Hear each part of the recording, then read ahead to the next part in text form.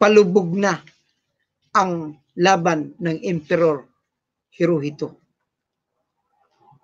Alam nyo, tingnan nyo ang usapan ng tinatawag na dalawang heads of state.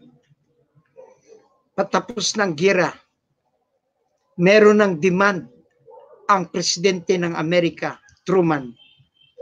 At ang sabi dito, surrender or you will all be annihilated. Ulitin ko, sinabi niya ganito, surrender or else you will be annihilated. Natanggap ito ng Emperor ng Japan at ang kanyang decision through the council, unanimous. Iyan po, basahin natin. Surrender, period. May I emphasize yung period. Surrender, period. No more, period. Emperor Hirohito. Surrender, period. No more, period. Ano ibig sabihin? Surrender na. Wala na. That's the meaning. No more. Wala na. Surrender, period na eh. Pero sa baba niyan, nung i-translate na itong original communication, nang wala pa sing cellphone noon eh.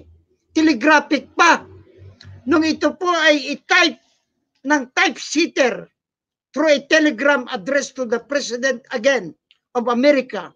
Itong natanggap niyang ang kanyang message.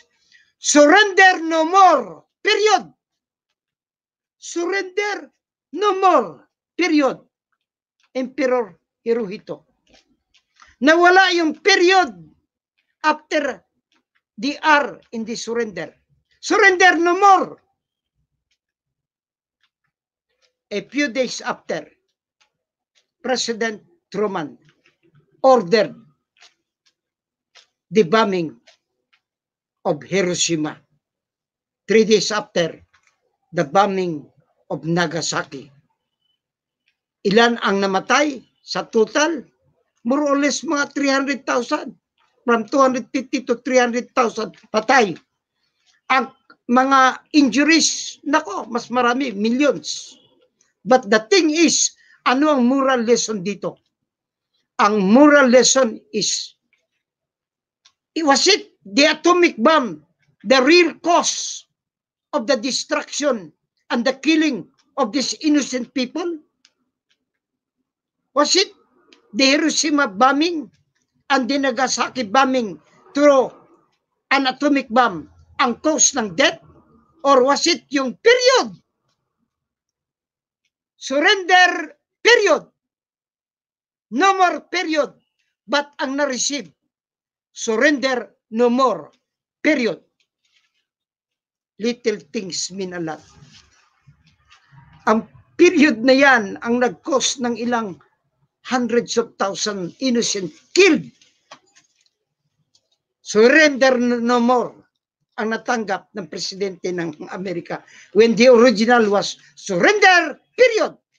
No more, period.